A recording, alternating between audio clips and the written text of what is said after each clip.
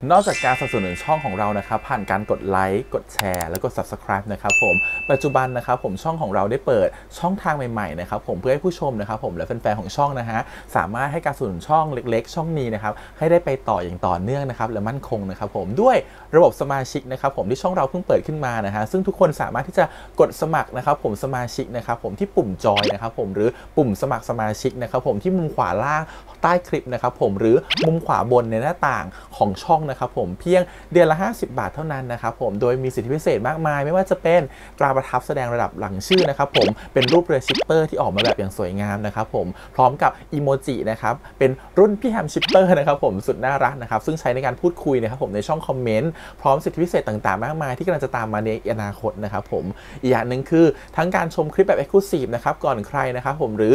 โอกาสที่จะได้ทำกิจกรรมต่างๆร่วมกันในอนาคตนะครับผมก็สำหรับสมาชิกเท่านั้นนะครับผมที่เก็บสิทธิ์นี้เอาไว้ให้กับทุกๆท่านนะครับแต่หากระบบสมาชิกยังไม่หนำใจนะครับผมเรายังมีช่องทางอื่นให้สนับสนุนกันนะครับผมไม่ว่าจะเป็นระบบซุปเปอร์แตงนะครับผมซึ่งหากผู้ชมเนี่ยเจอสัญลักษณ์นะครับรูปหัวใจนะครับผมที่มีดอลลาร์ไซน์นะครับผมหรือสัญลักษณ์รูปเงินดอลลาร์อยู่เนี่ยข้างใต้คลิปใดคลิปหนึ่งเนี่ยสามารถที่จะคลิกนะครับผมเพื่อโดเนทนะครับผมแทนคำขอบคุณนะฮะเพื่อเป็นการสนับสนุนช่องได้นะครับหรือจะเป็นการโดเนทนะครับผ่านบัญชีธนาคารนะครับผมซึ่งได้ใส่รายละเอียดเอาไว้แล้วนะครับข้างใต้คลิปนี้นะครับผมเอาไว้ที่คำบรรยายใต้คลิปนอกจากนั้นนะครับผมเรายังได้เปิด Line Open Chat นะครับซึ่งชื่อว่า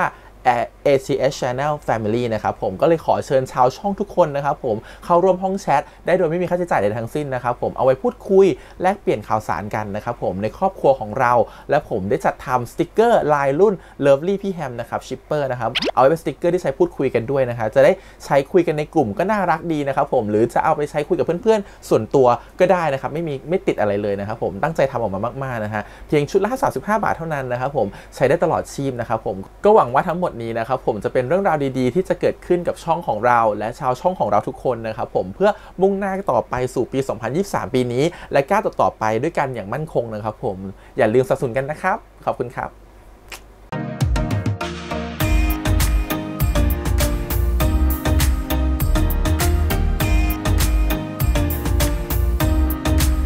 สวัสดีครับยินดีต้อนรับสู่ช่อง ATS Channel นะครับกับพบกันอีกครั้งการ reaction นะผมวันนี้อยู่กับพี่แฮมนะครับกับการหั่นซีรีส์เรื่องแค่ที่แกนะฮะ Only Boo the Series ครับผม EP ที่ 10นะครับผมเดี๋ยวรอดูซิว่าจะเป็นยังไงนะครับผมกับเรื่องราวที่จะเกิดขึ้นที่แน่ๆเนี่ยเรื่องราวคือการที่ตัวของหมูเนี่ยบอกความจริงทุกคนนะครับผมอยากจะเป่าประกาศมากเลยว่าเป็นแฝดที่แกงบทเรียนครั้งนี้จะส่งผลยังไงต่อตัวหมูนะครับผมเดี๋ยวเรามาดูกันใน EP นี้ว่ามันจะเศร้ามันจะน่าสงสารมันจะ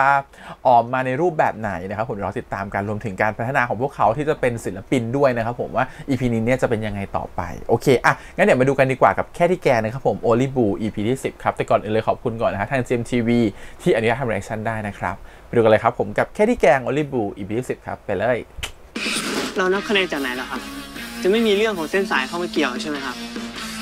ถ้าเกิดมึงอยากรู้ใจตัวเองอ่ะมึงก็แค่ทำอะไรที่เพื่อนเขาไม่ทำกันกับมันอ่ะเดี๋ยวมึงรู้เลยนะอยากให้โชนไปคุยกับหมูให้หน่อยมึงแค่ไม่ต้องเป่าประกาศถือว่าเฮียขอเป่าประกาศเหรอเฮียแบบนี้ดิเขาเรียกว่าเป่าประกาศอ่ะก็บอกให้ลบคลิปไงจะลงทำไมก็ผมอยากประกาศความภาคภูมิใจให้โลกรู้ว่าพี่แกเป็นแฟนผมอ่ะพี่แกงฟังนะฟังนะครับกรุงเทพผมรักพี่แกงได้ยินไหมผมรักพี่แกง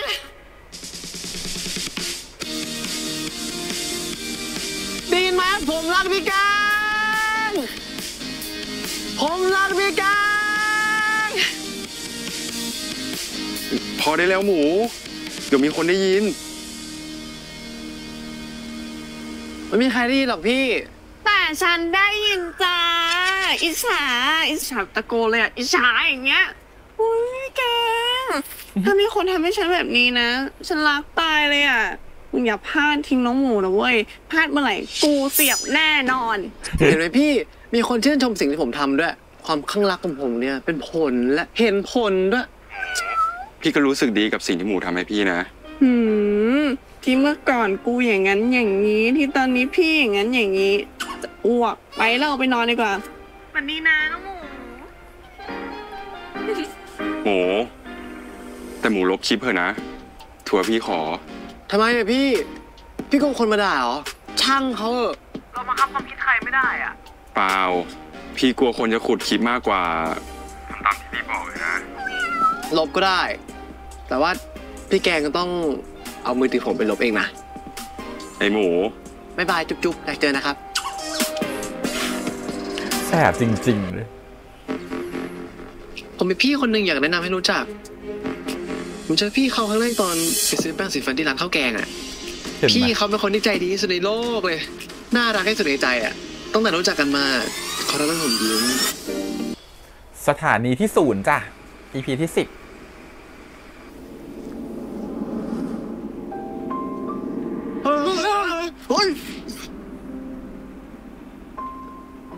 ถ้าเกิดมึงอยากรู้ใจตัวเองอ่ะมึงก็แค่ทำอะไรที่เพื่อนเขาไม่ทำกันกับมันอ่ะเดี๋ยวมึงรู้เลย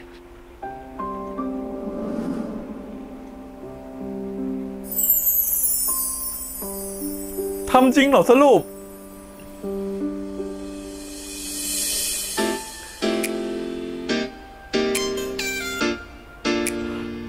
เนี่ยเรื่องเรามันชอบตัดมาแบบเนี้ย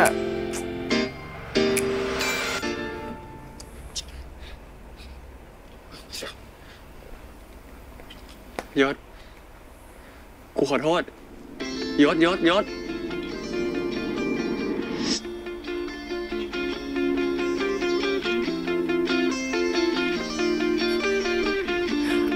่างไรก็ห่างกัน2 ชั้น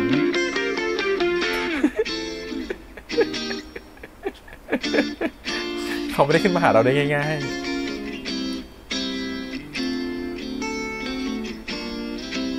อุ๊ยแต่ก็ง่ายอยู่เขาตัวสูง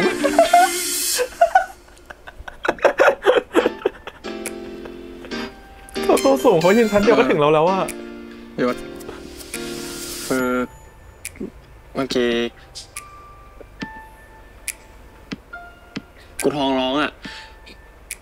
ไปหาอะไรกินกันปะข้างล่างไม่อ่ะกูนอนดีกว่า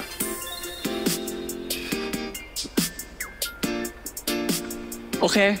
มึงไม่ไปกูก็ไม่ไปกูนอนดีกว่า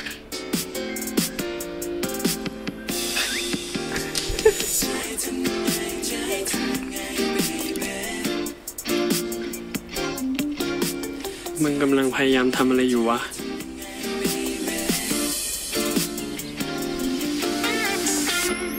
เรื่องนี้นะเพลงก็เยอะมากสมกับเป็นวงไอดอล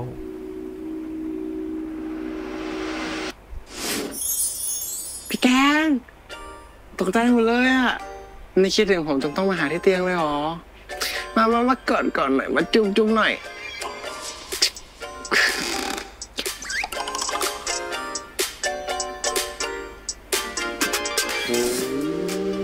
เอามือถือมาลบฉันว่าเอาเลยเหรอ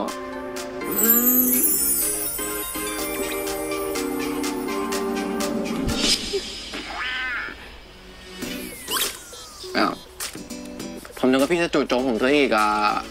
ก็ท้าให้มาลบคลิปไม่ใช่หรอก็มาแล้วเนี่ยอะ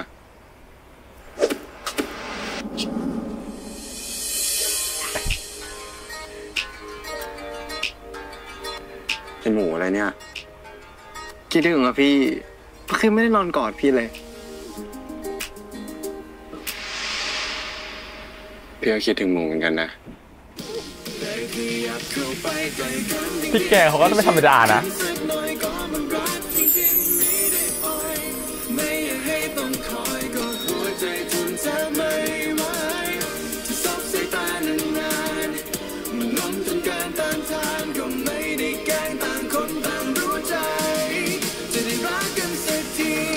โอ๊ย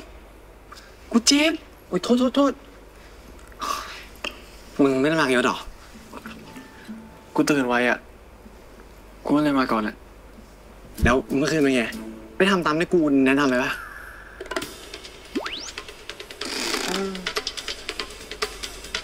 ตอบดีตอบยังอีกตอบยังอีกกูจูบมันไปแล้วอะไม่ได้เตะมึงจูบไปแล้ว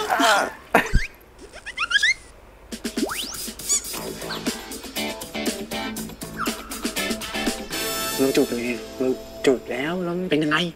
เล่าสิมึงจุกมันไปหรือมันจุกมึงกลับมึงรู้ยังไงอ่ะมึงรู้แต่มึงเล่าก่อนดิเล่าก่อน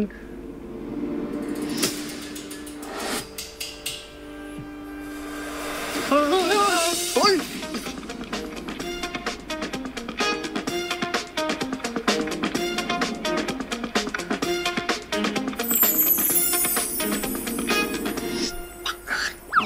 ไม่บังเอิญแล้วขนาดนี้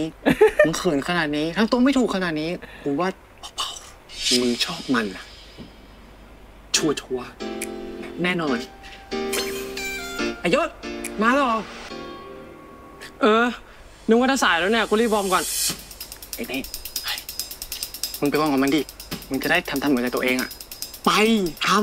ำไปยิบมึงไปดิไป หมูนี่ทำให้คนพังหมดเลยเนี่ย ทุกคนครับเดี๋ยวฟังทางนี้หน่อยนะ เดี๋ยวก่อนซ้อมวันนี้พี่ๆเขาอยากคุยเรื่องสัญญาด้วยนิดนึงเดี๋ยวเชิญที่ห้องประชุมด้วย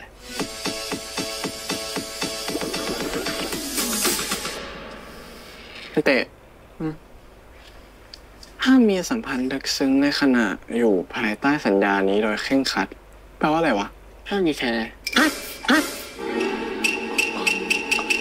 ไม่มีอะไรครับพี่เฟิร์นครับถ้าเกิดผมเอาสัญญาไปอ่านที่บ้านแล้วพรุ่งนี้เสร็จได้ไหมครับได้ค่ะขอบคุณครับนะผมไปด้วยนะครับโอ้ลีลาชิบหายเลยแม่งหิวแสงไงวะกูไม่เซ็นได้ปะวะเฮ้ยเชี่ยไม่ได้เซ็นไว้ถ้ากูเซ็นแล้วกูต้องเลิกกับพี่แกงอ่ะกูไม่เลิกอ่ะเฮ้ยแต่ในกฎมันห้ามมีไงคือถ้ามึงมีอ่ะก็อดเป็นไอดอลเชื่อเฮ้ยทำไมกูต้องเลือกด้วยวะไอหมูกูเข้าใจมึงนะเว้ยว่ามึงรู้สึกไงอ่ะมึงรักพี่แกงแต่ช่างมันเถอะกูเป็นมึงกูก็คงลำบากใจวะถ้ามึงเป็นกูอ่ะมึงจะทำไงวะ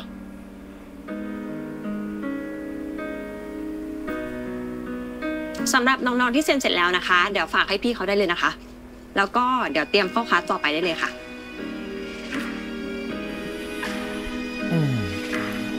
ฉันอยากให้มีผู้ใหญ่สักคนมาคุยเรื่องประเด็นนี้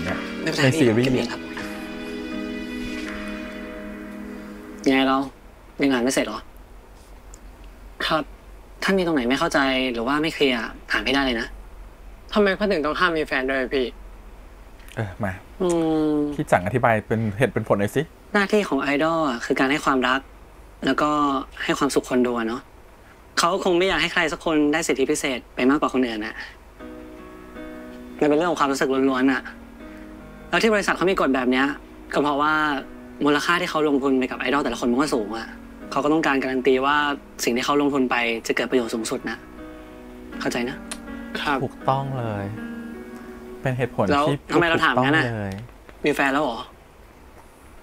เปล่าพี่ผมแค่ถามเฉยๆหรือว่ามีคนที่แอบชอบอยู่หรือเปล่า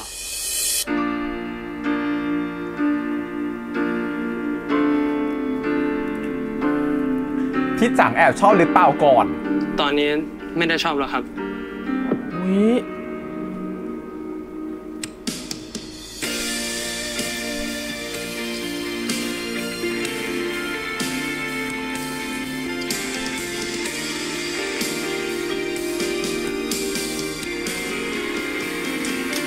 โอ้ทำไมยังไม่ไปอาบน้ำอ่ะอ๋อผมนั่งพักดีกว่าพี่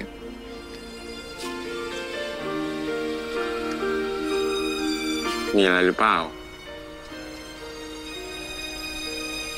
ไม่นะพี่หมูผิดปกติมีอะไรก็บอกดิเรายังมีความลับกันมีปัญหาจะได้ช่วยกันแก้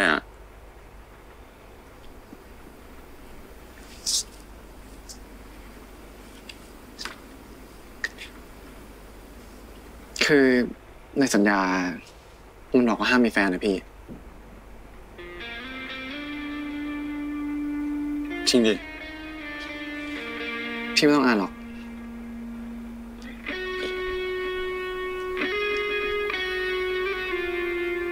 เราต้องทำไงอ่ะ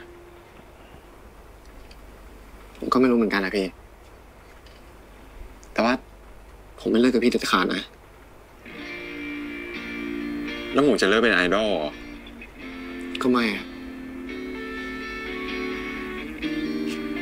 เราจะไม่เซ็นมันได้เหรอผมไม่รู้ว่าพี่แต่พี่บอกว่าคนเราสามารถทำความฝันของความเป็นจริงได้อะอันนี้มันไม่ใช่เลยพี่ผมพยายามมาแทบตายผมไม่เข้าใจว่าทำไมสัญญานี่มันต้องห้ามคนรักกันด้วยใจเย็นดิหมูทุกปัญหามีทางออกนะเว้ยนี่ผมต้องเลือกแล้วใช่ไหมว่าผมจะคบกับพี่หรือว่าผมจะเป็นไอดอลอ่ะ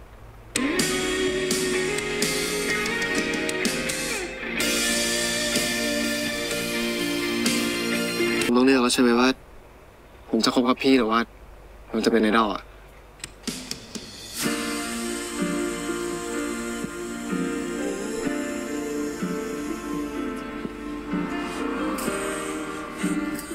ขอต้อนรับเข้าสู่ TTM อย่างเป็นทางการนะคะยังไม่ยอมบอกว่าตกลงอะไรกันเลยนะเก็บไว้เกี่ยวเก็บไว้ก่อนผมอยากเลือกทางนี้เลยพี่เข้าใจนะโลกมันก็อย่างนี้แหละเราไม่ได้ทุกอย่างที่เราต้องการหรอกนะแต่ในเมื่อหมูเลือกทางนี้แล้วอ่ะก็ไปให้สุดทางนะเรียบร้อยใช่ป่ะมึงอ่ะแล้วมึงเสร็จยังเสร็จแล้วของกูยังไม่ได้เริ่มอ่ะจบง่ายกว่ามึงเยอะไม่เป็นไรนะเว้ย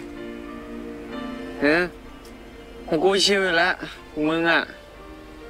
โซ่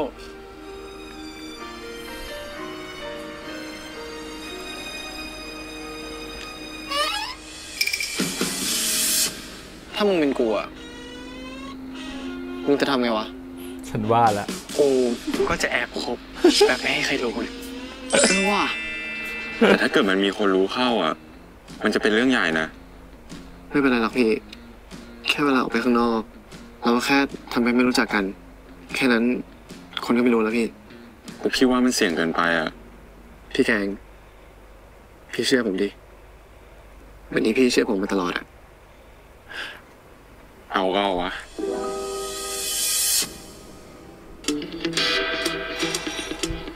จริงๆคนเป็นแบบพบกันชายหลบง่ายกว่าชายหญิงเยอะ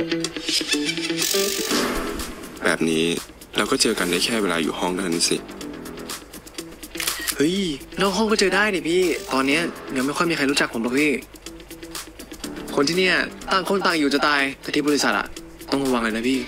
ขยับเรื่อยๆนะ1 2ครูอินเนอร์แรงๆหน่อยนะดีครับ1 2ยิ้มสว่างเลยสดใสสุดๆได้แล้วพี่ว่าอยู่แล้วไปทีมต่อไปได้เลยจ้ะทำไมมึงมูบอลเรื่องพี่แกงเร็วจังวะมึงแม่งเข้มแข็งกว่ากูเยอะเลยวะขอโทษนายศที่กูไม่ได้บอกมึงอะกูไม่อยากให้มึงเสี่ยงไปด้วยอะแบบนี้ก็หมายความว่าเราก็เจอกันได้แค่ที่คอนโดดิไม่ดิที่อื่นก็ไปได้เอาวันนี้ที่หนึ่งครับคิดเก่งนะเนี่ย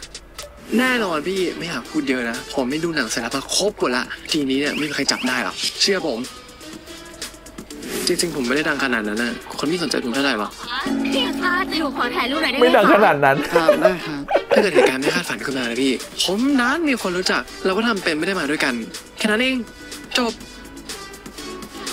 ขอบคุณนะครับขอบคุณนะครับ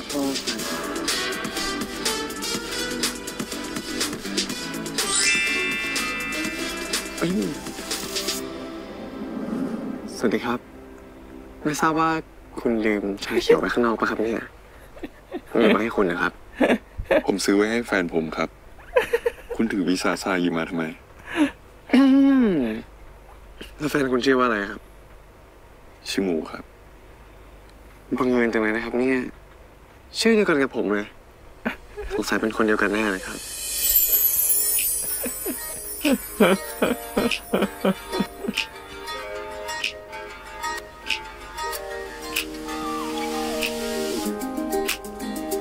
สดชื่นที่สุดเลยอ่ะ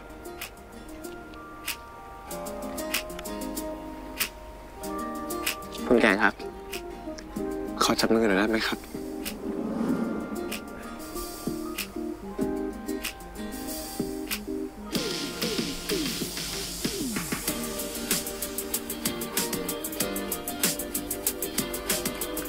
คนจะรู้ตรงนี้แหละซบขนาดเนี้ย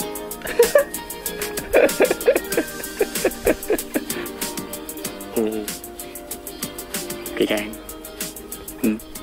รักพี่นะก็รักมึงเหมือนกัน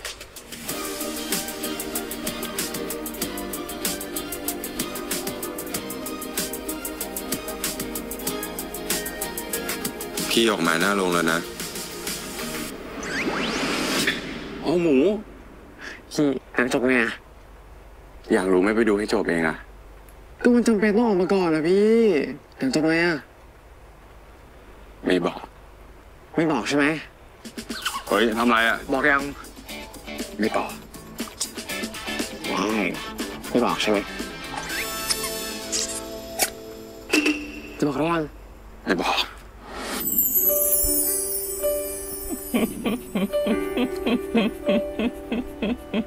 บอกหรือยัง เนี่ยแหละสาววายเห็นสาววายรู้เลยถ่ายรูปลงเลยพูดเลยทางเนี้ย ในวันแรกที่ฉันเข้าใจคำว่ารักและวันนั้นก็วันที่ฉันได้พบเธอ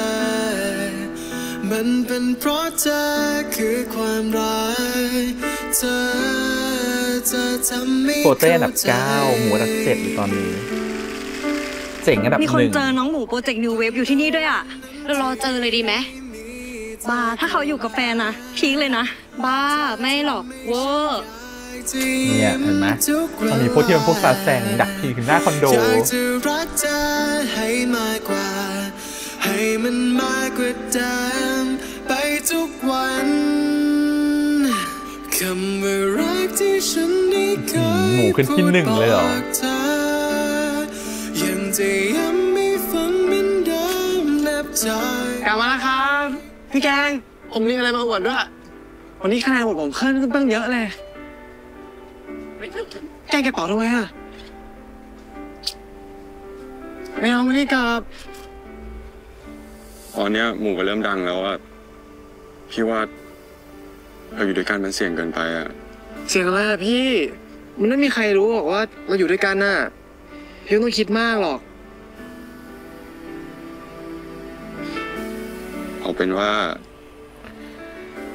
ช่วงนี้พี่ขอกลับบ้านก่อนนะ ถ้าเกิดพี่กลับไปอ่ะผมก็ต้องอยู่คนเดียวต้องหิวข้าวก็ไม่มีใครทำให้กินนะพี่คิมไม่กลับได้ไหมอ่ะ พอจะอิ่มได้ยัง ยังอ่ะ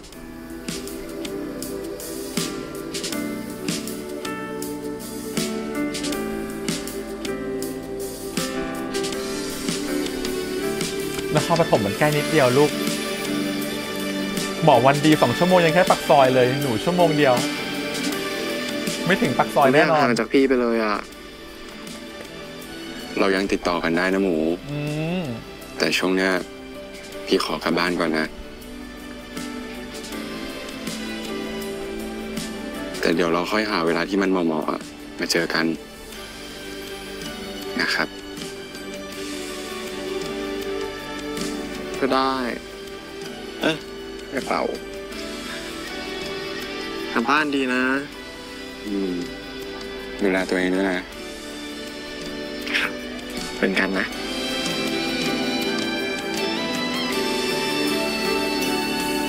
เดี๋ยวตอนเรียนมหาลัยจะง่ายขึ้นเพราะว่ามันอยู่มหาลัยเดียวกัน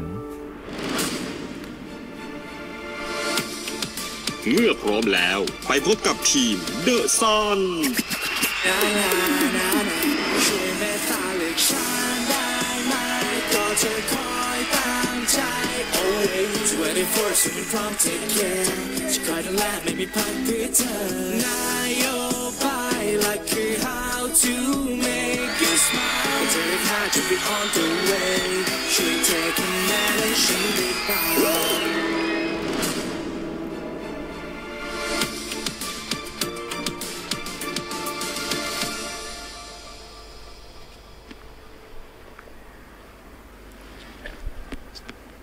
พี่แกง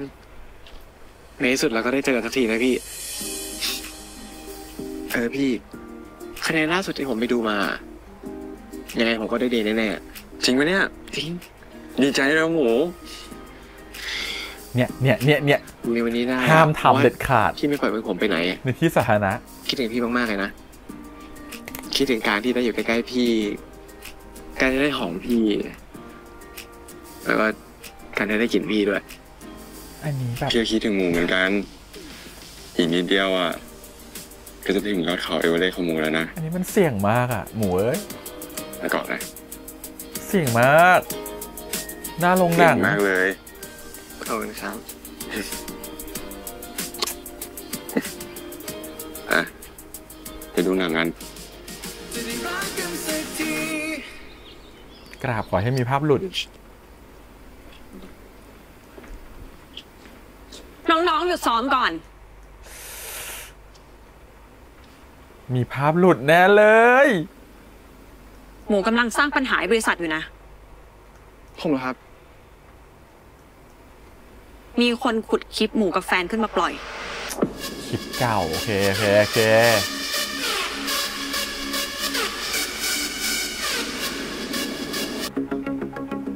ผมเห็นแล้วครับพี่คลิปมันเก่าแล้วครับ ผม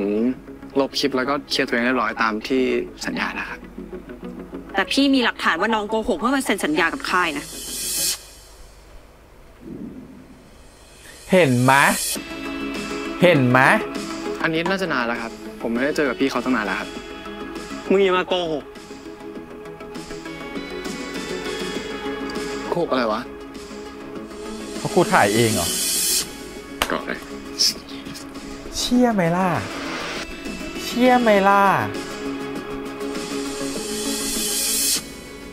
หรือว่ามึงเป็นคนถ่ายรูปนี้ ก็คือมึงยอมรับแล้วดิ ทำไมวะ มึงไม่เห็นแก่ตัวว่ะ มึงไม่จริงใจในการเป็นไอดอลเลยว่ะ มึงโกหกไม่กระทั่งแฟนคลับที่รักพวกเราขนาดนี้นะ ที่มึงกล้าทำผิดสัญญา ก็เพราะมึงเป็นเด็กเส้นไง คิ้วแม่มึงใหญ่แล้วมึงทำอะไรก็ได้ว่างั้น ไม่กูไม่เกี่ยว เฮ้ยไม่เกี่ยวอ่ะ มึงไม่ได้มาเป็นเทรนนีหรอกว่ะ บอกแม่กูไม่เกี่ยวเอาดิ เฮ้ย โมหยุด ตามพี่ออกไปข้างนอก ไอ้หมูมันไม่ได้ตั้งใจโกหกหรอกครับ ไอ้เต้ ผมเป็นคนแนะนำเองให้มันไปแอบคบกับพี่เขาอะ หมูตัดสินใจที่จะโกหกเอง ใครจะแนะนำอะไรมันไม่สำคัญหรอกนะ มันสำคัญตรงที่หมูทำให้มันเกิดเรื่องนี้ไง ตามพี่ออกมา ชอบ ช่วยแสดงให้มันใหญ่ๆเลยพี่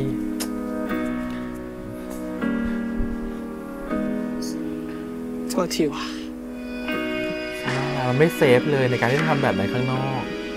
มีอะไรอยากเล่าให้กูฟังไหมเต้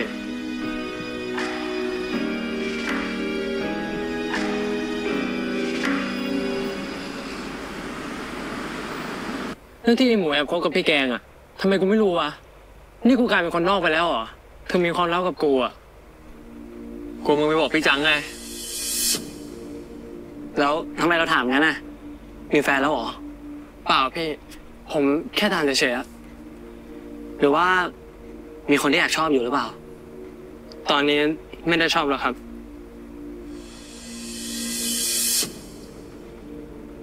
มันเป็นไรวะ ช่วงนี้รู้สนิทกับเขามากนะ มากกว่ากูด้วยซ้ำอ่ะ มึงมาชดทำไมเนี่ย มึงไม่ได้ไปชด ถ้ามึงไม่เอาแต่อยู่กับเขาอ่ะ มึงก็คงรู้ทุกอย่างอ่ะ โดยที่กูไม่ต้องพูดอ่ะ แต่ช่างมันเถอะ ตอนนี้มันก็ไม่ใช่ความลับอะไรแล้วอ่ะ คนรู้กันหมดแล้ว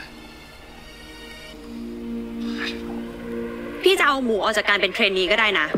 แต่พี่เสียดายอะหมูอุตส่าห์มาถึงตรงนี้แล้วแท้ๆแล้วคะแนนความนิยมก็กำลังไปได้ดีด้วยอะพี่ว่าน้องต้องเลือกอะก่อนที่เรื่องนี้มันจะกลับมาทำร้ายตัวหมูเอง ถ้าเกิดปอร์เช่ไม่บอกคนอื่นก็ไม่มีใครรู้ว่าผมมีแฟน อย่าโยนความผิดให้คนอื่น รู้อยู่แก่ใจว่าตัวเองกำลังโกหกทุกคนน่ะ และทำผิดกฎบริษัท พี่ให้หมูกลับไปคิดอีกทีหนึ่งนะ ถ้ายังยืนยันว่าจะไม่ทำตามกฎบริษัท ทางเราก็คงจะต้องพิจารณาอนาคตหมูใหม่อีกทีนึง ถูกต้องจะโทษใครโทษเราเองนี่แหละ เราไม่เซฟเอง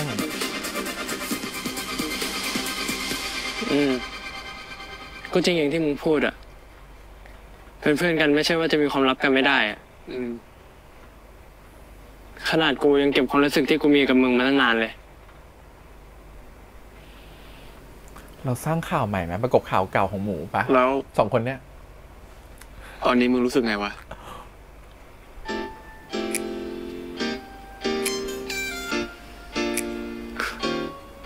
ถ้าไม่อยากพูดอะเขียนได้นะ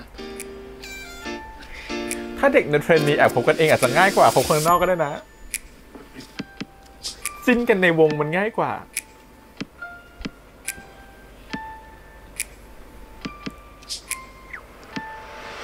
เพื่อนกันเหรอเพื่อนกัน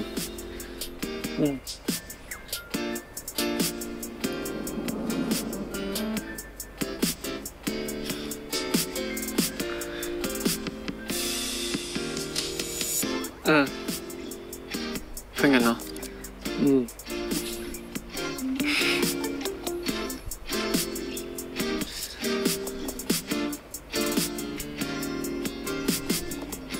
กูรู้ว่ากูก็คงเป็นได้แค่เพื่อนมึงเท่านั้นแค่เพื่อนเองเหรอวะโอ้ยจังหวะกันมากคู่เนี้ยมันก็ท้อแท้ใจไปแล้วคิดว่าเขาไม่รัก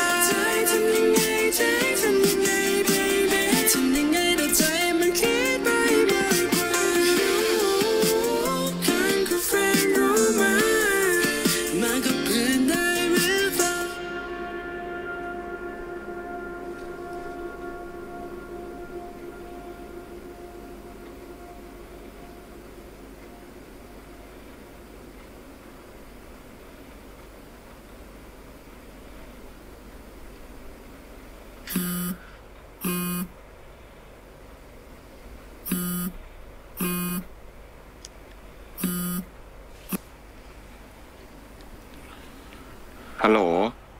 วันนี้ผมเลิกเร็วอ่ะพี่ผมกลับมาห้องละดีแล้วจะได้มีเวลาพักผ่อนบ้างวันนี้ผมเหนื่อยมากเลยพี่ถ้าเกิดได้กินไข่พะโล้ของพี่แกงนะจะดีมากเลยถ้ามันกินแล้วดีขึ้นได้อะเดี๋ยวพี่ทำให้กินนะพี่จะมาหาผมเหรออยากกินไม่ใช่หรอขอบคุณครับเพราะแล้วคลิปหลุดแบบนี้นะแค่เห็นถ้าแฟนคลับแค่เห็นทางบริษัทเขาทราบเรื่องที่แกงกับหมูแอบคบกันแล้วนะมาคุยกับแม่ด้วยมันเป็นเรื่องเกี่ยวกับสัญญาที่เซ็นเอาไว้เขาเลยต้องให้แม่เข้ามารับรู้ด้วยแม่เห็นหมูพยายามมาไม่รู้กี่ครั้งต่อกี่ครั้งเพื่อจะเป็นไอดอลตามที่เขาฝันเอาไว้แล้วแม่ก็ไม่เคยเห็นด้วยเลยสักครั้งแต่พอวันนี้เขาทำได้ตามที่เขาฝันเอาไว้แม่ก็ไม่อยากให้ความพยายามทั้งหมดของหมูมันสูญเปล่าแม่ไม่รู้หรอกนะว่าต่อไปแกงจะตัดสินใจยังไงแต่ที่รู้แน่ๆคือหมูเขาฟังแกงมากกว่าทุกคนแม่จึงอยากขอให้แกงคิดให้ดีๆว่าจะใช้หัวใจหรือเหตุผลแกงก็ตัดสินใจเอาเองนะ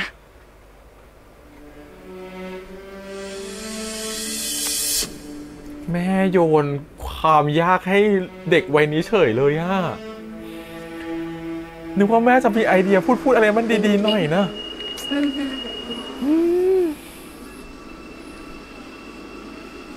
พูดแบบนี้เป็นใครก็ต้องยอมตัดไหมล่ะโอ้หมูพี่เอาไปดิพะโล้อะอยากกินไม่ใช่หรอผมไม่ได้ออกเอาพะโล้ผมออกมารับพี่อะไปกินกันที่ห้องนะเสร็จป่ะพี่นะพี่เป็นอะไรปะเนี่ยไม่ได้เป็นไปดิ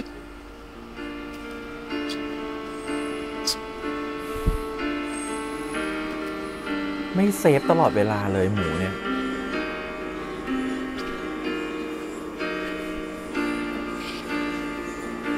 หมูทำไรอ่ะ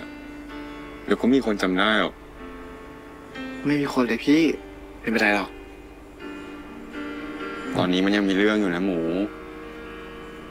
นี่พี่เป็นห่วงหมูนะ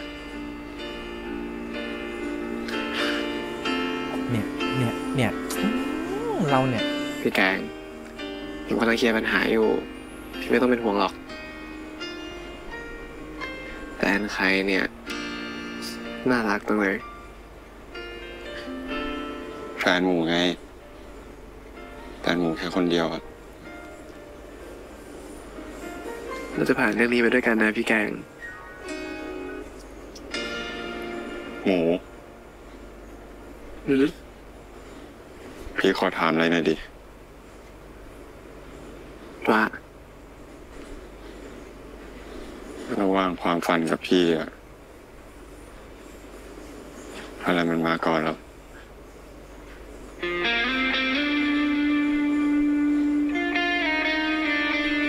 ก็พี่ตอบไม่ก็ได้ความฝันมาก่อนพี่แกงหมูกำลังจะทำความฝันสำเร็จแล้วอะไอ้ที่เหมือนไปเพราะพี่เลยนะพี่แกงพี่เป็นไรปะเนี่ยพี่โอเคไหม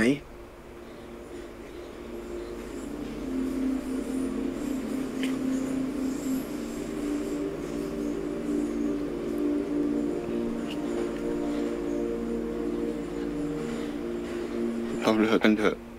เราเลิกกันเถอะ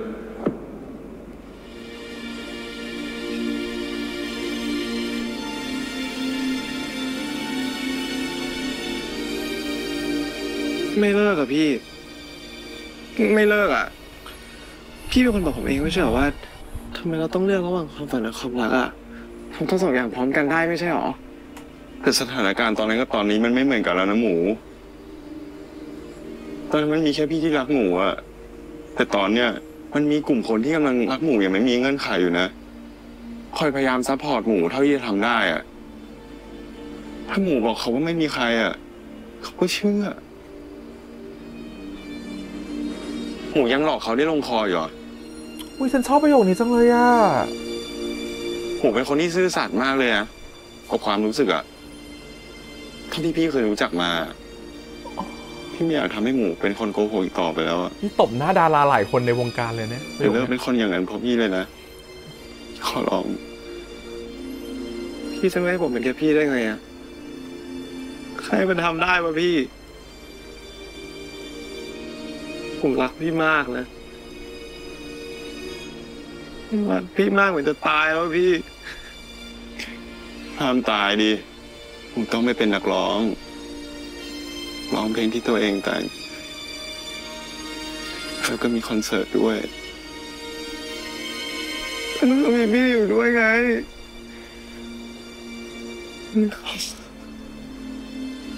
ห้ามคิดว่าความฝันมันไม่มีความหมายผมไม่มีพี่ดิ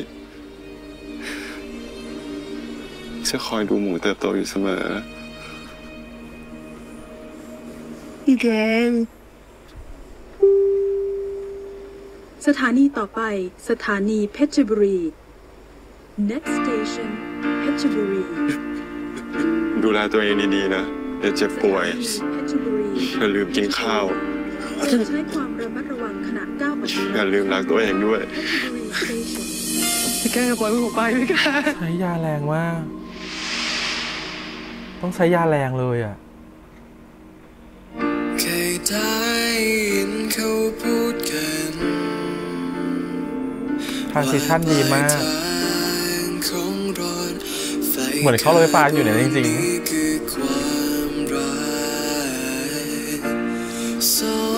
อันนี้เป็นฉากนะทุกคนสุดท้ายจะมีความรักอยู่ข้างกายแล้วเธอกลับทิ้งกันการเดินทางก็ว่างเปล่าเมื่อไม่มีเธอแล้วพี่ก็จะไม่มีวันปล่อยมือหมูแน่นอนพี่สัญญานะ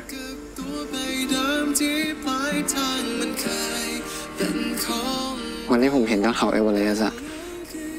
ผมไม่ได้เดินขึ้นไปคนเดียวผมมีพี่เดินขึ้นไปเพราะว่าผม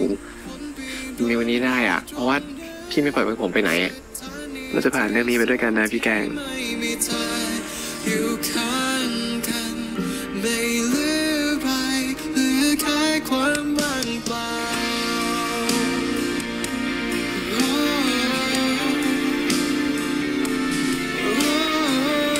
เล่นดีนะเฮ้ย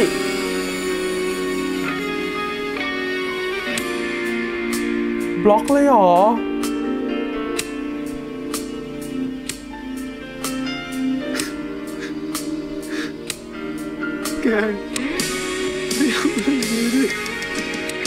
สุดท้ายต้องไปเริ่มใหม่ตรงนั้นพี่แกงก็โหดมากสถานีที่ศูนย์ที่ไม่มีเธอข้างฉันไม่เหลืออะไรเมื่อเธอปล่อยมือฉันไปตายเรื่องนี้เทรนไหวมาก1 ปีเลยเหรอ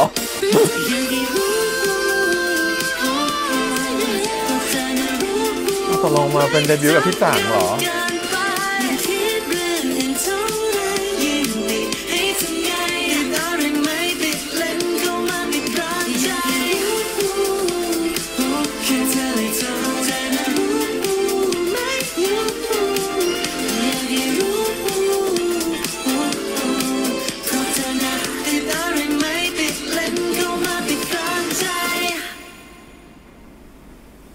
ครับ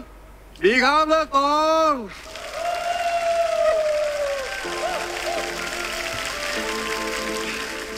ตรงนี้ครับพี่น้องมาแล้วเด็กๆมามาเหนื่อยกันใช่ไหมกินน้ำก่อนเก่งมากทุกคนเก่งมากจ้า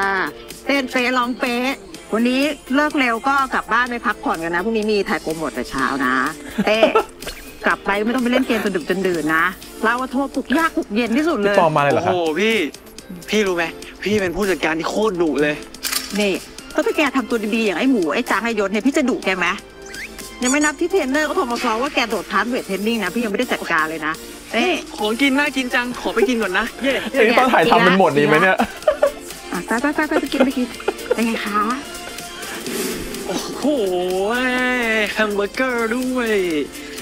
ฟูดซัพพอร์ตโหคุณนี่ของหวานด้วยคุณนี่น่ากินว่ะดมใครอ่ะ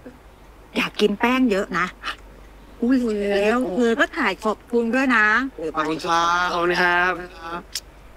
โหพี่จังมีฟูดซัพพอร์ตคู่ด้วยเนี่ยอันนี้พี่ก็เพิ่งเห็นนะเนี่ยน่ารักอ่ะพี่คิดอยู่แล้วมันต้องมีเธอ2 คนตัวติดกันตลอดเลยสักวันเรือคู่ก็ต้องมาอย่างนี้แหละจ้ามีอะไรตรงล่างจะมีเรือผีไหมล่ะเรือผีมันมีได้นะครับอันนี้ใครเป็นคนเอามาให้ครับก็แฟนคลับเรานี่แหละครับเพิ่งเอามาให้เมื่อกี้เลยนี่เหรอครับใช่อยู่หน้าตู้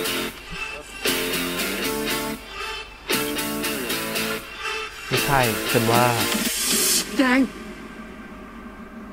หน้าลอยมากอันนี้พี่เอามาให้ใช่ไหมครับพวกสาวตัวนี้ใช่ครับยังไง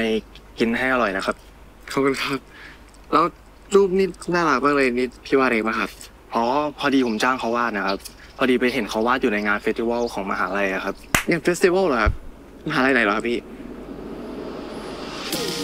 เขาเรียนแล้วไงผมมึงพูดพลาดไปไหนมาเนี่ยเต้กูรู้แล้วว่าพี่แกงอยู่ไหนดูก่อนได้เลยครับพี่ขอดูหน่อยนะรูปนี้สบายเลยเดี๋ยวส่งมาในไลน์พี่ก่อนก็ได้เดี๋ยวพี่ไปดูให้กูจะได้เจอพี่แกงแล้วมึงดีครับพี่เรียบร้อยครับโอเคครับกูว่าน่าจะแถวนี้มึงลองเข้าไปดูเถอะพี่ซีรีส์มันก็เบาๆเนาะมันจะไม่แบบ1 ปีมันไม่ได้เล่าถึงความทรมาน1 ปีอ่ะมึงเล่นพี่แกง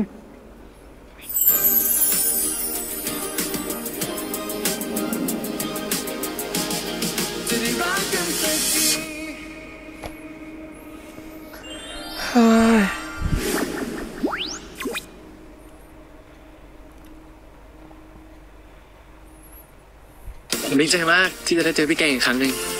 แกงผมตามหาพี่ตลอด1 ปีเต็มเลยนะถึงแม้ว่าวันนี้กูจะไม่ได้เจอเขาอะแต่วันเนี้ยเขาต้องได้เห็นกู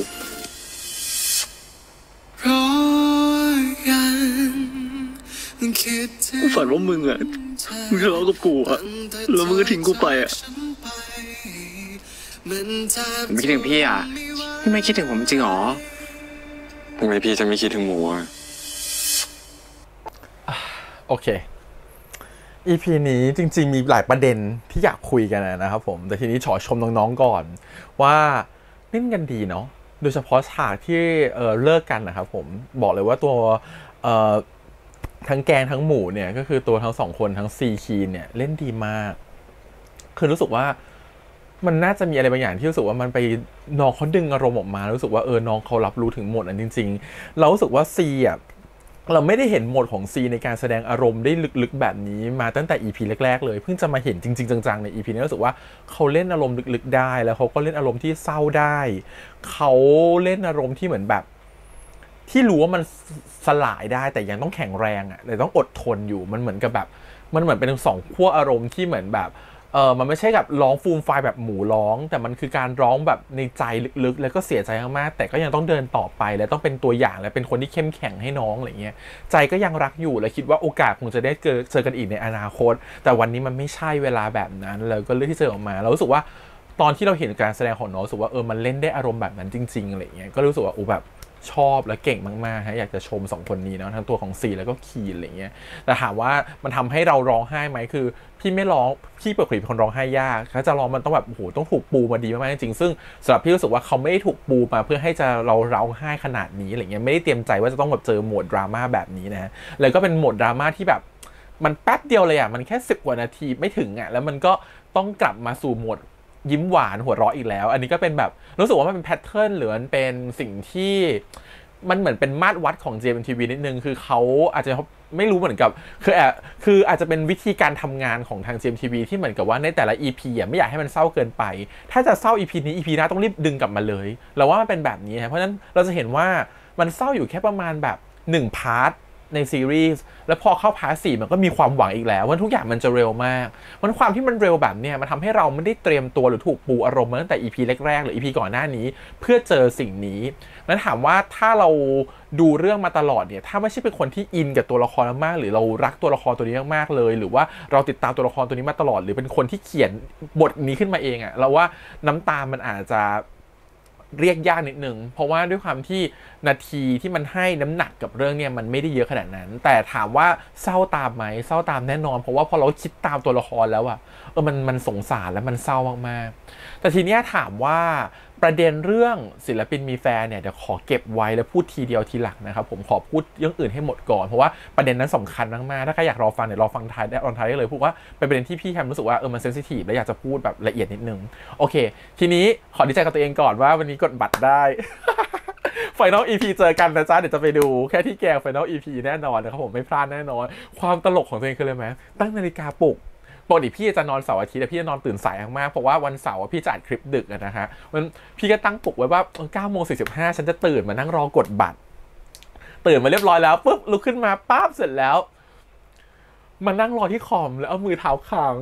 แล้วฉันก็หลับไปพร้อมกับที่มือเท้าค้างเว้ยแล้วก็ลืมตาอีกทีตอน 10:10 นาทีเปิดเข้าไปดูบัตรในไทยทิเก็ต 2,500 เกลี้ยงแล้วกดตรงไหนก็ไม่ติด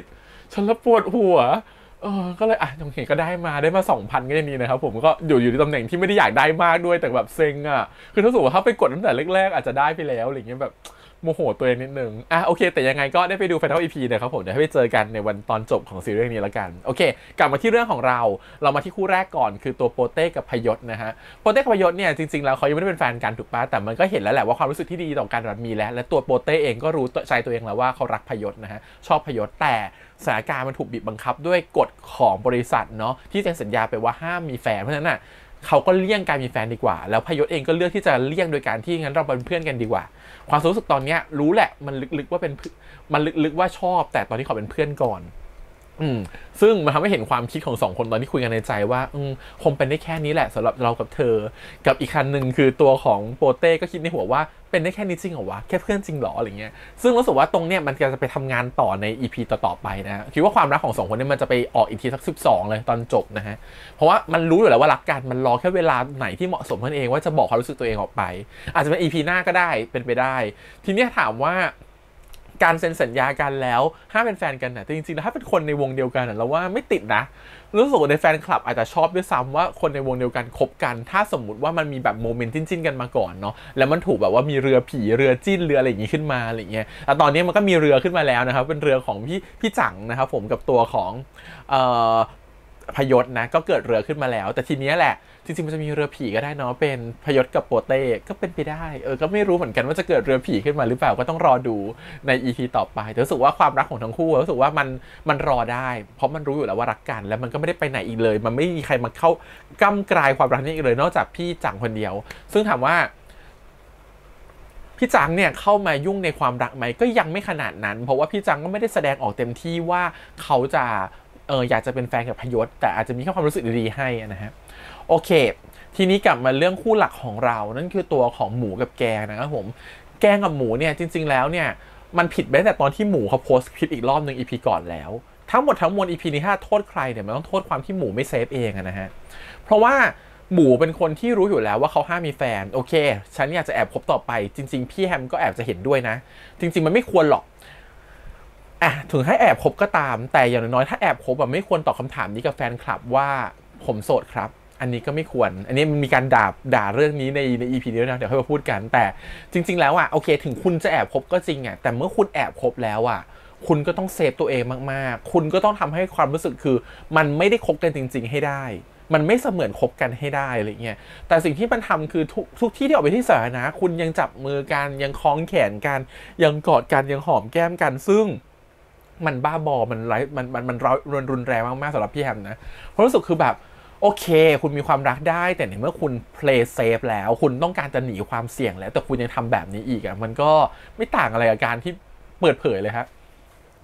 แล้วมันผิดตั้งแต่ตอนที่คุณไปทำดิจิทัลฟุตปรินท์แล้วคือคุณไปลงคลิปเนาะคลิปนั้นอาจจะเป็นคลิปที่แบบอยู่ในจังหวะที่คุณได้เข้ามาเดบิวต์คนเริ่มรู้จักคุณแล้วคุณไปโพสต์คลิปถึงที่คุณลบช้าก็จริงแต่มันมีคนเห็นแล้วอย่างน้อยพี่จังก็เห็นคนแรกถูกปะ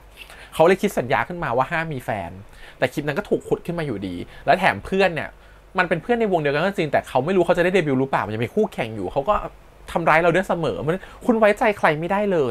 ยในโลกของเราบางทีแฟนคลับอาจจะแอบดีใจก็ได้ที่คุณมีแฟนแล้วเขาก็แอบถ่ายมาแล้วบอกว่าดีใจจังเลยเขามีคนที่เขารักแต่สำหรับคนอื่นที่เห็นภาพนั้นอาจจะไม่ดีใจไปกับเขาก็ได้เพราะฉะนั้นมันเกิดดราม่าอะไรต่างๆได้ง่ายมากคำว่าดราม่ามันเกิดเพราะอะไรมันก็เกิดเพราะว่าความชอบของเราเนี่ยแหละคนเราชอบกันคนเรารู้สึกดีต่อกันแล้วมันเหมือนกับมีความรู้สึกดีที่มันถูกกำหนดว่าฉันชอบคุณเพราะคุณไม่ได้โกหกฉันมันพอมีประเด็นอะไรแบบนี้ขึ้นมาเนี่ยสิ่งที่มันเกิดขึ้นคือโอเคเราว่า EP เนี่ยดีตรงที่ว่ามันทำให้เห็นให้หมูเห็นว่ามันมีความเสี่ยง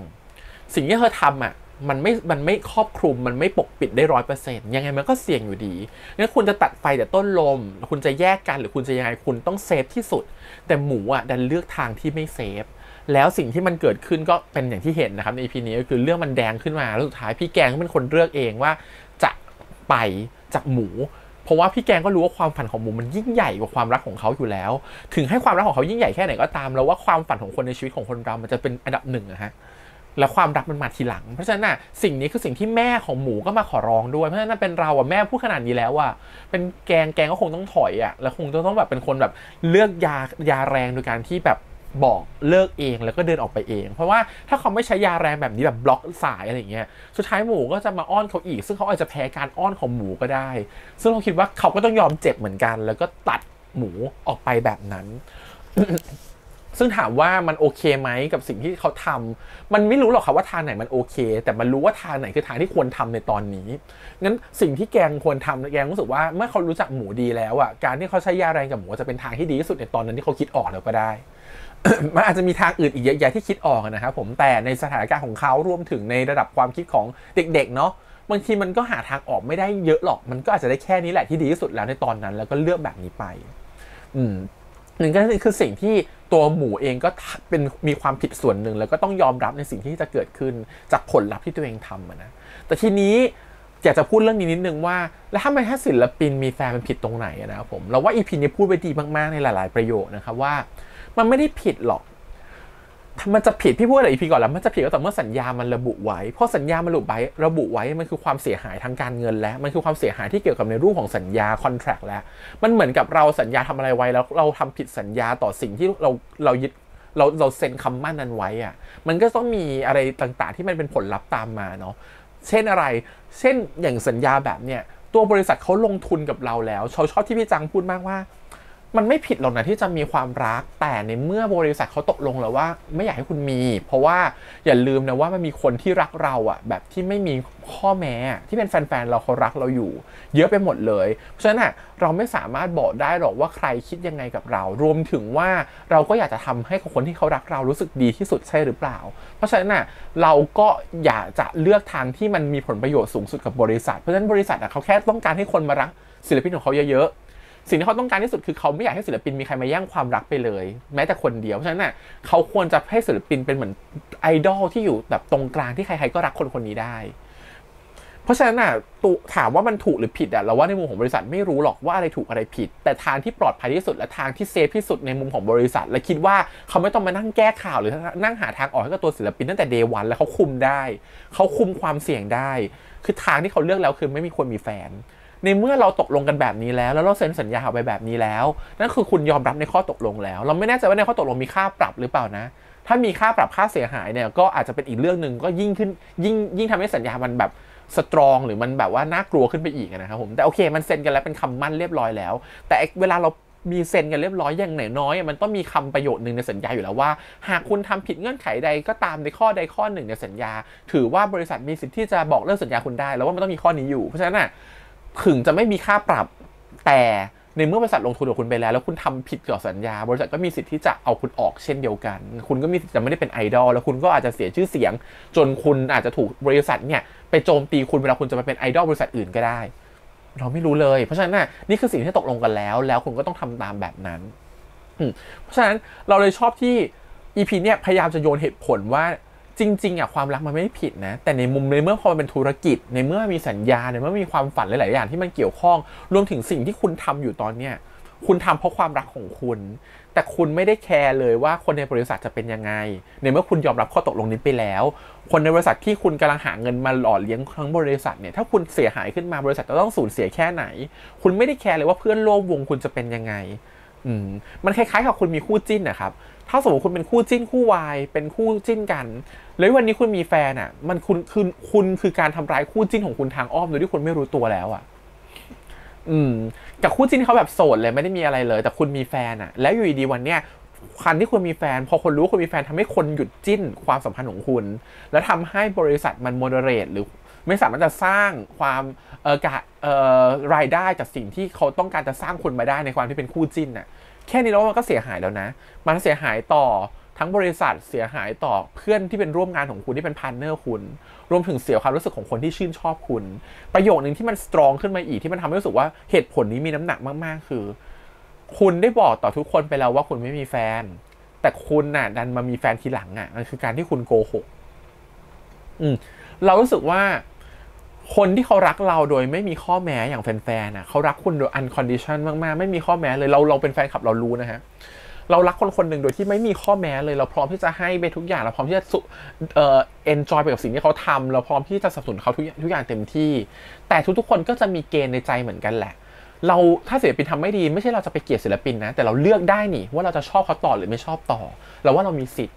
์ไม่ใช่ว่าศิลปินทำไม่ดีแค่ไหนแล้วเราบอกว่าอ๋อฉันจะรักเขาไม่ว่าเขาจะเป็นแบบไหนฉันจะไม่ลืมหูลืมตาก็ไม่ใช่เราก็เป็นปัญญาชนเนาะเราก็เลือกได้ว่าในเมื่อเราเลือกที่จะชอบเขาแล้วเราชอบเขาเพราะว่า1ความดีของเขาความน่ารักของเขาอะไรก็ตามหรืออาจจะมีข้อที่บอกว่าเพราะเขาโสดก็ได้แต่เมื่อวันหนึ่งเขาไม่เป็นไปตามที่เราขีดติ๊กถูกไว้เราก็มีสิทธิ์ที่จะไม่ชอบเขาได้งั้นการที่คุณมีแฟนเมื่อคุณเป็นศิลปินหรือคุณเป็นดาราสิ่งที่คุณจะตามมาคือคุณต้องยอมรับให้ได้ก่อนว่ามันต้องมีคนที่เลิกชอบคุณอันนี้เป็นปกตินะครับผมเพราะฉะนั้นมันต้องมีคนที่ชอบคุณจากการที่คุณโสดแหละแน่นอนแต่อันนี้มันไม่ได้ผิดไงเพราะว่าคุณไม่ได้เซ็นสัญญาไว้ แต่ถ้าคุณเซ็นสัญญาไว้เนี่ยเนาะคุณผิดต่อแฟนคลับคุณก็ผิดต่อสัญญาของบริษัทด้วยทีนี้มันผิดต่อแฟนคลับแบบไหนอีกแล้วชอบที่ประโยคที่เหมือนกับว่าในเมื่อคุณเป็นพนักงานหรือคุณเป็นศิลปินของที่มีคนรักแล้วคุณเป็นศิลปินในสังกัดของบริษัทนี้แล้วอ่ะคุณกำลังทำร้ายความรู้สึกของคนที่คาดหวังกับคุณว่าคุณจะเป็นคนไม่โกหกการมีแฟนน่ะหรือไม่มีแฟนน่ะไม่สำคัญเท่าคุณโกหกหรือไม่โกหกนะครับเรารู้สึกว่าโอเคความจริงใจคือสิ่งสำคัญแต่ในเมื่อสำหรับคนที่เป็นศูนย์กลางของความรักอะครับผมเขายังไม่จริงใจต่อคนอื่นเลยอะเขายังโกหกอยู่เลยอะแล้วเขาจะจริงใจต่อความรักที่แฟนๆมีให้เขาได้ยังไงอันนี้คือการตั้งคำถามนะฮะแล้วเราเลยเข้าใจเราเลยถึงบอกว่าการที่คุณมีแฟนศิลปินมีแฟนมันจะมีกลุ่มคนหลายๆกลุ่มที่บอกว่าเราติดตามเขาที่ผลงานไม่ใช่ติดตามเขาที่การมีแฟนหรือไม่มีแฟนผมเข้าใจนะมันมีหลายมันไม่ผิดเลยเพราะว่าพอนั่นคือคุณน่ะชอบเขาเพราะแบบนั้นแต่คุณก็ต้องเข้าใจเหมือนกันว่ามันก็มีคนที่ชอบเขาเพราะเขาเป็นคนที่จริงใจต่อแฟนคลับเพราะฉะนั้นน่ะถ้าวันนี้เขาเดินออกมาเลยบอกว่าผมมีแฟนนะครับแต่ผมอยากจะเป็นไอดอลเราว่าเคลียร์ไปตั้งแต่วันแรกเลยนะเราว่าทุกคนโอเคนะถ้าสมมติว่าโอเคคุณมีแฟนแต่ฉันชอบคุณเพราะผลงานของคุณเบสออนผลงานฉันติดตามคุณโอเคซึ่งมันก็มีศิลปินแบบนั้นเหมือนกันที่ออกมาเปิดเผยเลยว่าฉันมีแฟนแต่ให้ทุกคนเสพผลงานฉันแล้วคุณจะเห็นว่ามันจะมีฐานแฟนที่แตกต่างกันมันจะมีฐานแฟนฐานแบบนึงที่ชื่นชมผลงานกับฐานแฟนอีกฐานนึงอ่ะที่ชื่นชมเพราะหน้าตารูปร่างความเก่งติดตามชีวิตคุณมาความจริงใจความน่ารักหลายๆอย่างที่คุณเป็นในแบบไอดอลสองสายเนี่ยมันไม่เหมือนกันถ้าถามว่ามันแปลกไหมที่จะมีทั้งสองสายไม่แปลกแต่บอกได้ว่ามันจะมีความที่คนมีความคิดแตกต่างกันนะอย่าเอาความคิดของตัวเองมากำหนดความคิดของคนอื่นว่าต้องคิดเหมือนกันเพราะฉะนั้นสิ่งที่จะบอกคือว่ามันไม่จำเป็นหรอกว่าคนที่เป็นแฟนคลับจะต้องคิดหรือต้องถูก educate แบบไหนว่าฉันจะชอบคนหนึ่งในรูปแบบไหนคุณมีสิทธิ์ทุกคนว่าคุณจะเลือกชอบหรือไม่ชอบใครก็ตามแต่เรารู้สึกว่าสิ่งที่มันสำคัญกว่านั้นคือศิลปินที่คุณชอบอ่ะเขาดีพอหรือเขาจริงใจต่อคุณน่ะมากน้อยแค่ไหนมากกว่าสำหรับพี่นะถ้าสมมติศิลปินเดินออกมาบอกว่าผมมีแฟนแล้วครับอ่ะแล้วเขาถูกคนอื่นเกลียดเขาอ่ะเราว่ามันยังดีเสียกว่าการที่ว่าเราไปชอบคนที่วันหนึ่งอยู่ดีเขาโกหกเลยแล้วไปรู้ได้เองว่าเขามีแฟนอ่ะรู้สึกว่ามันแบบถ้าอันนี้สมมติเราชอบเขาเพราะเขาโสดนะแต่ถ้าสมมติเราชอบเขาผลงานอยู่แล้วพี่ไม่ติดเลยก็ผลงานเลยเขาจะมีแฟนหรือไม่เกี่ยวเลยแต่ถ้าเราชอบเพราะเขาว่าเขาชอบเขาเพราะเขาเป็นคู่จิ้นอยู่ด้วยกันแล้วน่ารักจังเลยเราอยากให้เขาเป็นแฟนกันเราอยากให้เขาอยู่ด้วยกันได้ยินมานี่นะว่าเขาโสดทั้งคู่เลยหุยแฮปปี้มากเลยเขาโสดทั้งคู่เลยเขาอยู่ด้วยกันแล้วมีความสุขจังเลยหุยดีเขาไม่มีแฟนหรอวะหุยตาแกดีมากๆเลยเขาเป็นเทพบุตรเขาอยากให้เขามีแฟนที่ดีถ้าวันนี้เขามีแฟนแล้วอยากเขาประกาศเลยว่าเขาเป็นแฟนกับใครอะไรแบบเนี้ยอันนั้นคือกำลังจะบอกว่าศิลปินเรารู้เขาในฐานะที่ศิลปินที่โสดแต่อยู่ดีๆวันหนึ่งมาบอกว่าศิลปินมารู้ความจริงว่าเขาอะไม่โสดตั้งนานตั้งแต่วันแรกที่เซ็นสัญญาแล้วอะตั้งแต่วันแรกที่เขามาเป็นนักร้องแล้วเขาไม่โสดอะเราว่าอย่างเงี้ยเจ็บกว่าการที่มาบอกว่าวันนี้ผมเพิ่งมีแฟนครับอีกนะนั่นคือข้อแตกต่างนะครับเพราะงั้นพี่แฮมเลยมองว่าจริงๆแล้วอะการมีแฟนน่ะหลังจากเป็นศิลปินแล้วอะไม่ได้ติดเลยนะถ้าสมมติวันนี้หมูไม่เคยเป็นแฟนกับพี่แกงเลยแล้วหมูจะเดินออกมาบอกว่าวันนี้ผมเป็นแฟนกับพี่แกงนะครับเราว่าแฟนคลับหลายๆคนอาจจะยอมรับได้แต่ก็ต้องมีแฟนคลับบางคนที่ไม่เลิกชอบไปนะแต่เข้าใจแต่มีแฟนคลับอีกส่วนหนึ่งที่เข้าใจว่าศิลปินเขาก็ต้องมีแฟนของเขาไม่ได้โกหกเรานี่เขาก็จริงใจนะที่เดินบอกว่าเขามีแฟนแล้วแต่ถ้าเขาไปขุดขึ้นมาเจอว่าแกเป็นแฟนกับพี่แกงมาตั้งแต่ก่อนเข้าวงการแล้วอ่ะอันเนี้ยมันก็เห็นชัดๆว่าอยู่โกหกอะเนาะแต่ทีเนี้ยสิ่งที่จะบอกคืออะไรนั่นเป็นความยากต่อไปแล้วครับว่าสเต็ปต่อไปจะเป็นยังไงในเมื่อเขาเลือกที่จะเลิกกันก่อนและก่อนที่จะบอกว่าใครว่าเป็นแฟนกับใครแล้วแต่มันมีคลิปในอดีตอยู่ที่ถูกวางเอาไว้แล้วว่ามันเป็นคลิปที่เป็นจะมาหลอกหลอนไปเธอถึงอนาคตเพราะว่าเธอประกาศตัวไปแล้วว่านี่คือแฟนของผมแล้วสมมติว่าต่อไปอ่ะตัวเขาอ่ะมาบอกว่าพี่แกคือแฟนของเขาอ่ะเขาต้องถูกขุดขึ้นมาแน่นอนว่าเธออย่ามาโกหกว่าเป็นแฟนกันตอนนี้เธอเป็นแฟนกันมาตั้งนานหรือเปล่าแล้วเธอแอบคบกันอันเนี้ยเขาจะเคลียร์ยังไงพี่แฮมก็อยากรู้เหมือนกันนะว่าเขาจะบอกแบบไหนซึ่งเรารู้สึกว่าเราชอบมากๆในประโยชน์ที่ตัวของแกงบอกกับหมูที่บอกว่านั่นแหละคือพี่ไม่สามารถที่จะรักคนหรือชอบคนที่ไม่จริงใจต่อตัวเองนะ ในเมื่อคุณบอกกับแฟนคลับไปแล้วว่าคุณไม่มีแฟนขนาดคุณยังไม่จริงใจต่อคนที่เขารักคุณโดยไม่มีข้อแม้เลยอะแล้วคุณจะจริงใจต่อความรู้สึกตัวเองได้ยังไงเราว่าผมมันเป็นประโยชน์ที่ตบหน้าดาราหรือศิลปินหลายคนมากที่ ก็เลือกที่จะโกหกอยู่ตอนนี้ครับผมเชื่อว่าดาราหลายคนเลือกที่จะแบบมีความรักแต่ก็ไม่ได้บอกใครแต่สำหรับเรารู้สึกว่าการมีความรักไม่บอกใครไม่ผิดเท่าขนาดที่บอกว่าโสดออกนอกกล้องนะฮะผมโสดเลยครับผมแบบไม่มีแฟนเลยครับผมไม่มีความรักตัวเองโสดมากแต่เราก็เห็นอยู่ว่าเขามีแฟนอะไรอย่างเงี้ยซึ่งเรารู้สึกว่าแบบนี้คือการโกหกเพื่อให้ตัวเองเป็นที่รักต่อไป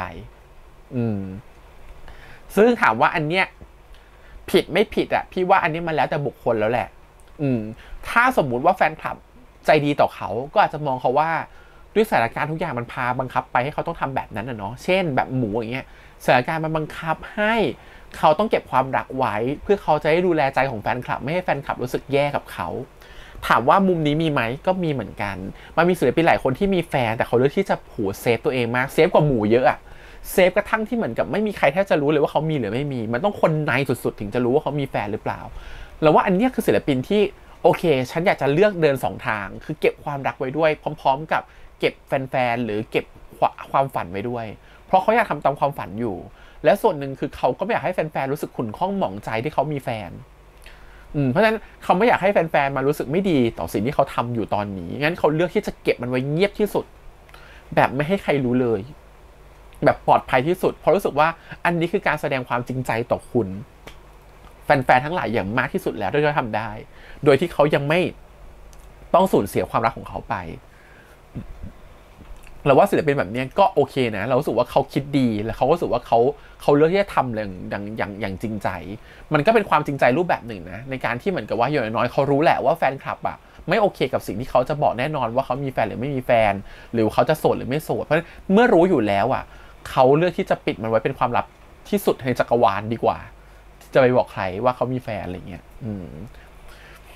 แล้วก็อีกอย่างนึงที่อยากจะชื่นชมมันจะมีศิลปินบางท่านที่จะตอบคำถามประมาณว่าแบบว่าถ้าผมมีแฟนหรือผมมีความรักผมก็คงไม่บอกนักข่าวหรอกครับว่าผมโสดหรือไม่โสดผมรู้สึกว่าเรื่องนี้เป็นเรื่องส่วนตัวและผมขอเก็บไว้เป็นเรื่องของผมคนเดียวดีกว่าเคลียร์เลยไปให้แฟนๆตีความเองว่าถ้าเขามีแฟนเขาก็ไม่บอกคุณหรอกเราว่าอันนี้ก็โอเคเหมือนกันรู้สึกว่ามันมีหลายแบบเนาะแล้วแต่ว่าคุณจะมองยังไงอะไรเงี้ยแต่มันก็จะมีบางคนที่ก็พูดได้เต็มปากว่าโสดแหละจริงๆไม่โสดอะไรเงี้ยถ้าจะพูดเต็มปากว่าโสดแล้วก็เขาอาจจะเป็นคนที่เก็บเงียบหรือเก็บทุกอย่างเป็นความลับได้เนียนจริงๆแล้วก็ได้อะไรเงี้ยแต่ในมุมของพี่นะจริงๆชายถ้าจะเนียนว่าเป็นแฟนแล้วจะไม่ใช่เป็นแฟนกันแล้วว่าง่ายนะจริงๆถ้าหมูไม่ลงคลิปไปก่อนนะหรือไม่ได้ฟูลปินนะหมูเนียนเป็นแบบเป็นเพื่อนหรือเป็นรุ่นพี่เป็นแบบเป็นเพื่อนกับพี่แกงได้แล้วเรารู้สึกว่าแบบมันพลาดไปนิดนึงจริงๆแล้วคนเป็นผู้ชายเนี่ยมันเดินเล่นด้วยกันมันเดินเที่ยวด้วยกันมันเดินเป็นเพื่อนได้กันแบบง่ายมากอยู่แล้วถ้าคุณไม่แสดงว่าคุณหวานกันออกนอกสื่อออกนอกจอหรือออกให้คนอื่นเห็นนะคนอื่นเขาก็มองว่าคุณเป็นเพื่อนกันเป็นพี่น้องกันหรือว่าคุณก็ต้องหาเพื่อนมากกว่า 2-3 คนเวลาไปเดินไหนด้วยกันอาจจะเดิน2 คนไม่ได้เวลาออกไปที่ข้างนอกอะไรเงี้ยถ้าเดินกันด้วยกันก็อย่าหวานแล้วว่ามันทำตัวง่ายกว่านั้นเยอะแล้วว่าส่วนหนึ่งเพราะหมู่ทำให้มันยากเองเพราะฉะนั้นพอคุณสร้างเงื่อนไขตัวเองเยอะว่าคุณเจอกันคุณอยากจะเติมเต็ม energy เติมเต็มความรักมันก็ทำให้ความรักของคุณมันไปต่อยากแล้วว่านี่ก็ส่วนหนึ่งเหมือนกันเพราะฉะนั้นเรารู้สึกว่าจริงๆแล้วมันมีทางหลายทางที่จะให้ศิลปินเลือกที่จะทำเช่นกันมันก็มีทางหลายทางที่แฟนคลับเลือกที่จะรักหรือไม่รักตัวศิลปินคนนั้นเหมือนกันนะฮะสำหรับรู้สึกว่าหมูแค่เดินเร็วและเดินทางผิดไปหน่อยแล้วก็ออกตัวแรงไปนิดนึงถ้าทำทุกอย่างให้มันเป็นแบบเป็นกิจจลักษณะกว่านี้เราว่ามันอาจจะออกมาในเวที่โอเคกว่านี้ก็ได้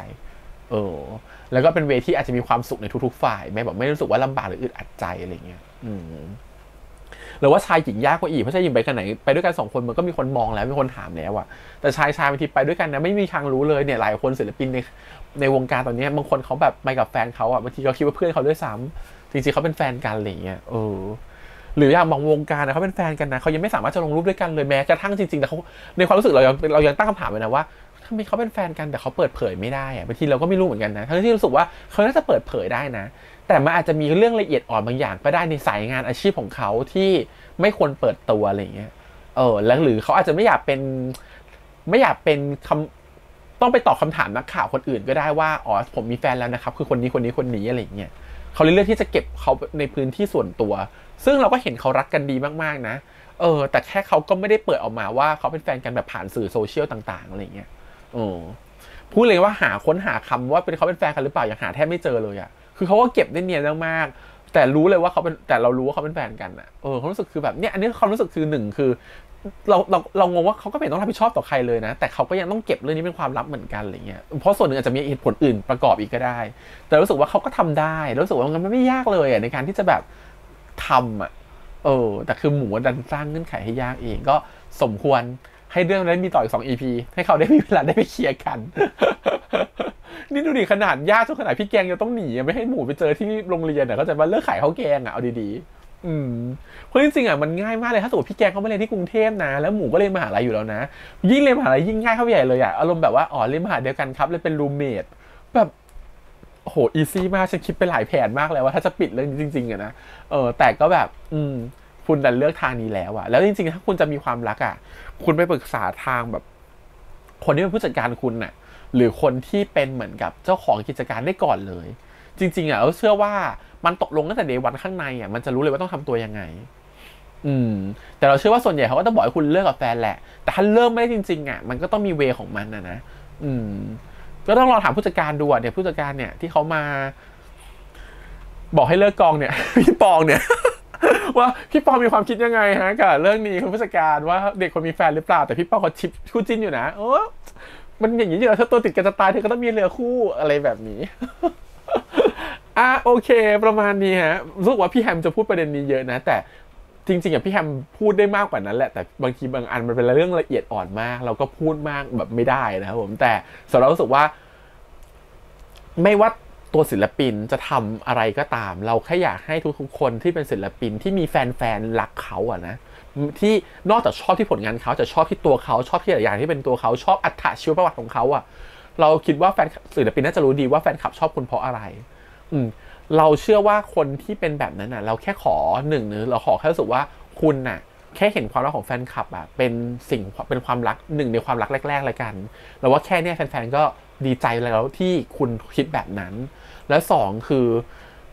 แค่อยากให้คุณรู้ไว้ว่าจริงๆแล้วการที่คุณมีส่วนหนึ่งของความสำเร็จในแต่ละวันหรือความทุกวันเนี่ยส่วนหนึ่งมันไม่ได้มาจากแค่คุณเก่งนะแต่มันมาจากแฟนคลับที่รักคุณและซัพพอร์ตคุณด้วยบางคนเขาตื่นมาตั้งแต่เช้าเพื่อจะปั่นเทรนให้คุณบางคนเขาตื่นมาแต่เช้าเพื่อจะไปยืนรอคุณที่งานอีเวนต์บางคนเขามาแต่เช้าเพื่อจะวิ่งเบียดเสียดกันไปจะแทบเกียบกันตายอยู่แล้วเพื่อจะไปรอคุณเพื่อจะดูผลงานของคุณและไปส่งเสียงกรี๊ดให้คุณให้คุณดูเป็นคนที่ดังที่สุดในงานวันนี้แล้วเขาไปตั้งแต่10 โมงเช้าแล้วเขากลับบ้าน4 ทุ่มอย่างเงี้ยแล้วเขาได้กินข้าวแค่มื้อเดียวเขาอาจจะไม่ได้กินข้าวเลยก็ได้เขาไปยืนรอคุณตั้งแต่เช้าตั้งแต่มีคอนเสิร์ตตั้งแต่คอนเสิร์ตเริ่มบ่าย 3แต่เขาไปหาคุณไปซื้อโมงเพื่อจะต่อคิวซื้อของที่คุณขายแล้วก็มาดูคอนเสิร์ตคุณแล้วก็รอเบเนฟิตถ่ายรูปจากคุณไปจนถึงกว่าจะกลับบ้าน 2-3 ทุ่มคุณดูคนเหล่านี้ดิว่าเขารักคุณมากแค่ไหนแล้วเขาทุ่มเทให้คุณมากแค่ไหนและถ้าคุณยังทำร้ายความรู้สึกของคนเหล่านี้ลงเรารู้สึกว่าศิลปินก็เกินไปแล้วแหละอันนี้คือสิ่งที่อยากให้ศิลปินตระหนักเอาไว้เยอะๆแล้วกันคือเรารู้สึกว่าเราไม่ใช่เสียงของแฟนคลับที่จะพูดอะไรนะแต่สำหรับเรารู้สึกว่าถ้าศิลปินคนไหนรู้ตัวว่าเขามีส่วนหนึ่งจากแฟนคลับหรือเขามีความสำเร็จได้จากแฟนคลับเราอยากให้เขาคิดสิ่งนี้ไว้เยอะๆเพราะว่าเรารู้สึกว่ามันไม่ได้บุญคุณแต่มันคือการที่คุณได้รู้แล้วว่าใครที่รักคุณและใครที่เป็นส่วนหนึ่งในความสำเร็จของคุณเราว่าอันนี้คือสิ่งที่มันน่ารักมากกว่าการที่บางคนที่ไม่ได้มองเห็นเรื่องนี้เลยแต่มองคิดว่าตัวเขาเก่งเลยมีคนชอบตัวเขาน่ารักตัวเขาหล่อเลยมีคนชอบโดยลืมมองไปว่าคนดูหรือแฟนๆเขาก็มีทางเลือกนะที่เขาเลือกคุณเพราะเขารักคุณจริงๆเขาเลือกชอบคุณเพราะว่าเขารู้สึกดีเขาเลือกชอบคุณเพราะเขาอยู่กับคุณทำให้เขามีความสุขเขาเลือกชอบคุณเพราะเหตุผลต่างๆนานาแต่วันนี้เขาชอบคุณเขาจะไม่ชอบคุณก็ได้แต่เขาชอบคุณแค่นั้นเองโอเคครับขอบคุณอีกครั้งแล้วก็เดี๋ยวเจอกันใหม่สัปดาห์หน้าวันนี้ประมาณนี้ขอบคุณฝากกดไลค์กดแชร์กด subscribe จะได้เสียงทาง YouTube Instagram Twitter แล้วก็ Facebook วันนี้พี่แอมไปก่อนนะครับบ๊ายบาย